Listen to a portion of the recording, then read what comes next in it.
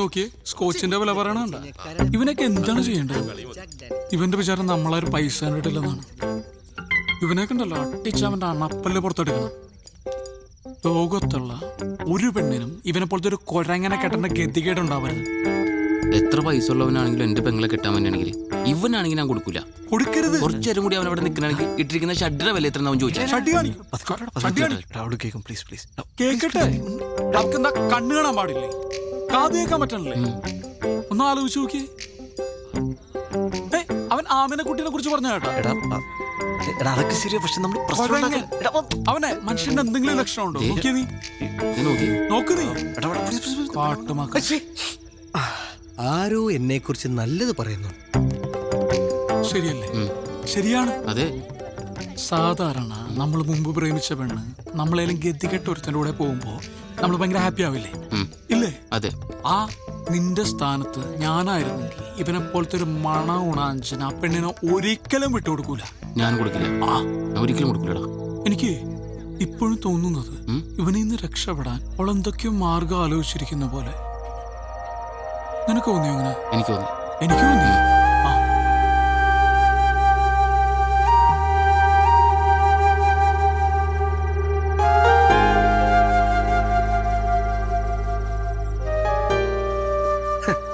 നമ്മുടെ കുമിളിയിലെ പ്ലാന്റർ തോമാച്ചായന്റെ മോളുടെ പ്രപ്പോസൽ വന്നിങ്ങനെ ബ്രിമ്മി നിൽക്കുമ്പോഴാ നമ്മുടെ ഈ അന്നക്കൊച്ചിന്റെ ആലോചന എനിക്ക് വരുന്നത്.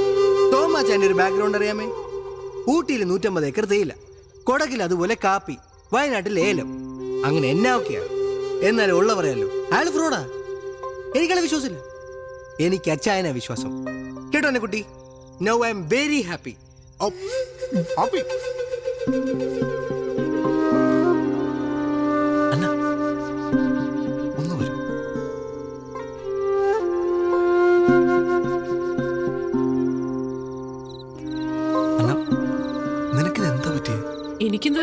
എടിയ താടിക്കാരൻ കിഴങ്ങന്റെ ക്യാരക്ടർ മനസ്സിലാക്കിയിട്ടാണ് നീ കല്യാണം സമ്മതിച്ചത്?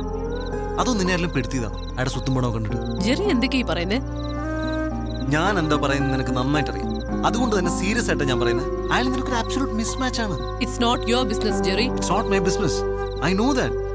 പക്ഷെ എന്നാ നമ്മൾ കുറെ കാലം അറ്റ്ലീസ്റ്റ് നമ്മൾ നല്ല ഫ്രണ്ട്സ് ആയിരുന്നില്ലേ? എനിക്ക് നിന്റെ ക്യാരക്ടർ എന്താണെന്ന്, നീ എന്താണെന്ന്, നിന്റെ ആറ്റിറ്റ്യൂഡ് എന്താണെന്ന് ഒക്കെ നന്നായിട്ട് അറിയാം. അതുകൊണ്ട് തന്നെ ഞാൻ പറഞ്ഞു, നീ ഒരു മോശം ലൈഫിലേക്കല്ല ഒരു വൻ ദുരന്തത്തിലേക്ക് പോകുമ്പോൾ. പിന്നെ ഇതെല്ലാം കൂടെ വെച്ച് നോക്കുമ്പോൾ എനിക്ക് മനസ്സിലായെന്ന് അറിയും, നിന്റെ ഇച്ഛായനം പെട്ടിരിക്കുക. ഇത് നിന്റെ ലൈഫാണ്. നിനക്കിഷ്ടമുള്ള നിന്നെ മനസ്സിലാക്കുന്ന ഒരാളുടെ കൂടെ അല്ലേ നീ ജീവിക്കണ്ടേ? പിന്നെന്തിനാ അന്ന് പിരിഞ്ഞ്? അത് ഒന്നിക്കാൻ, ഇവിടെ ഇങ്ങനൊരു സാഹചര്യത്തിൽ ഒന്നിക്കാൻ, ആ പെരട്ട താടിക്കാരനെയും നിന്നെ രക്ഷിക്കാൻ. അല്ല, ഇതിന്റെ കോൺസിക്വൻസസ് ഒന്നും ഞാൻ ആലോചിച്ചിട്ടില്ല. നീ എന്നോട് വരുമെന്നല്ല നീ പറഞ്ഞു.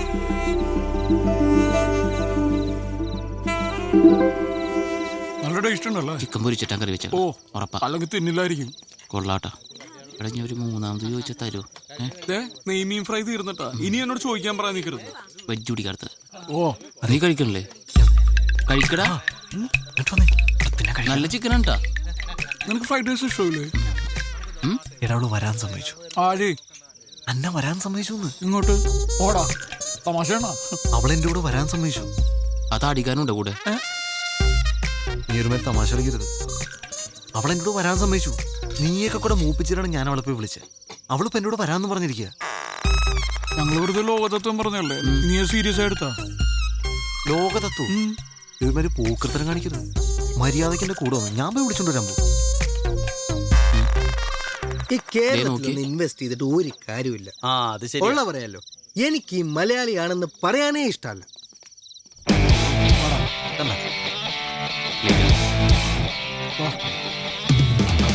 ചേച്ചി ഗിഫ്റ്റ് കൊടുക്കുമ്പോൾ സൂക്ഷിക്കണം. അപ്പൊ തന്നെ പൊട്ടിച്ചു നോക്കും. വെറുതെ നാണം കിട്ടുമോ?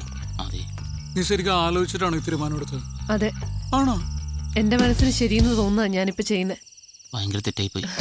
ആ വഴി പോ, വേഗം വാ. നമ്മളെ ഇവളെ കൊണ്ടുപോണോ? ഇവള് നമ്മളെ കൊണ്ടുപോണോ? വണ്ടി എടുത്ത് പുറത്തേക്ക് പോകാം. നിങ്ങൾ അവിടെ വെയിറ്റ് ചെയ്യും. നിങ്ങൾ തൊഴിയോ? വാ, സൂക്ഷിച്ച് വാ വാ. അഥവാ ആരെയും കണ്ടിട്ടുണ്ടെങ്കിൽ വെറുതെ നടക്കാറിങ്ങിയെന്ന് പറഞ്ഞാൽ മായിട്ടാ.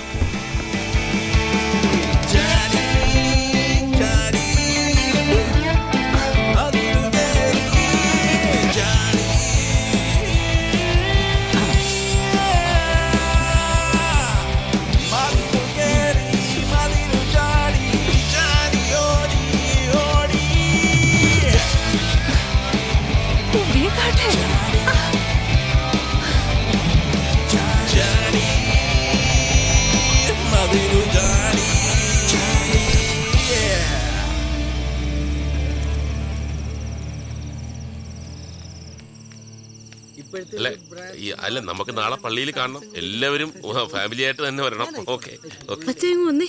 എന്നാടി എനിക്കെന്തോ ഒരു പന്തികേട് പോലെ. എന്താ അന്നേ കാണുന്നില്ല. കാണുന്നില്ലെന്നോ? അയ്യോ ഒച്ച വെക്കാതെ. എന്നാ ടോമിച്ചായ പ്രശ്നം? ഏയ് പ്രശ്നമൊന്നുമില്ല. നീ ആ ഫോൺ ഞാൻ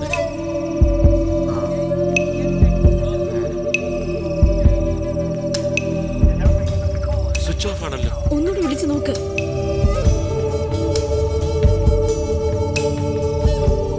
ഇച്ചായ ഈ വീട് മുഴുവൻ ഞാൻ നോക്കി. അന്നെ ഇവിടെ ഒന്നുമില്ല. നമുക്ക് വേഗം പോലീസിൽ അറിയിക്കാം. അയ്യോ അച്ഛയ ഇനി എന്നെ ചെയ്യാ? ചതിച്ചോ? എന്നെ പോകുന്ന വഴിക്ക് വീടിന്റെ അവിടെ ആക്കണേ. ഇറക്കാം.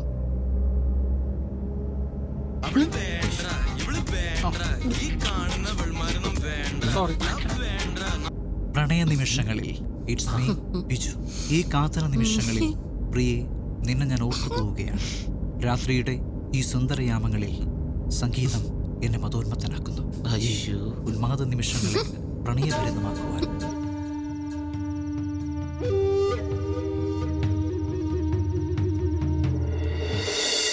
അജയോ ആ ഇതിനെത്ര വില? നീ ഫിലിപ്പച്ചായനോട് വിളിച്ചു പറ ആൾക്കാരുമായിട്ട് കോളേജ് ജംഗ്ഷനിലോട്ട് വരാൻ. ടോമിച്ചായ ആദ്യം നമുക്കൊന്ന് സംസാരിക്കാം, എന്നിട്ട് മതി.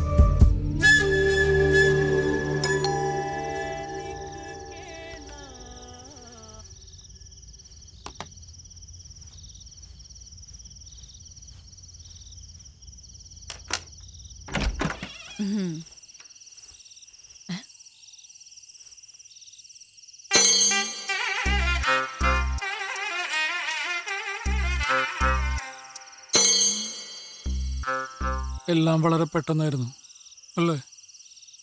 കൂടാൻ പോയതാ, കഴിക്കേണ്ടി വന്നു.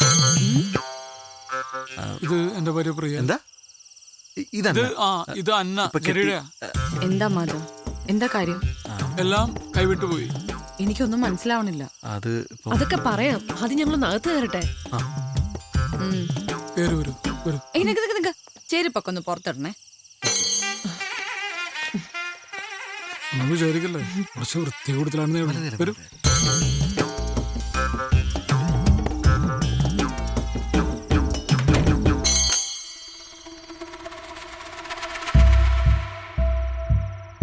What have you done, Madhav? It's so unfair. ഇനി എന്താ ഉണ്ടാവാൻ പോണേന്ന് അറിയോ? കുട്ടി ഉണ്ടാവും. അല്ലെ കുട്ടി നന്നായി ആലോചിച്ചിട്ടാണ് നമ്മളുടെ ഒപ്പം വന്നിരിക്കുന്നത്. പക്ഷെ ഇത് വലിയ വിഷയമില്ല, നമുക്ക് സോൾവ് ചെയ്യാവുന്ന പ്രശ്നമുള്ളൂ. എങ്ങനെ സോൾവ് ചെയ്യുന്നാ പറയുന്നേ? എങ്ങനെ സോൾവ് ചെയ്യും? ഞങ്ങൾ വേണമെങ്കിൽ ഇവിടെ അടുത്തുള്ള ഏതെങ്കിലും ഹോട്ടലിലേക്കോ അല്ലെങ്കിൽ എൻ്റെ റൂമിലേക്കോ പോകായിരുന്നു അല്ലേ?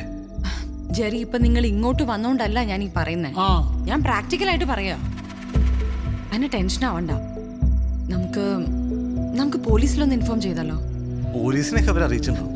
ജെറി, ആ ഫോണും തന്നെ.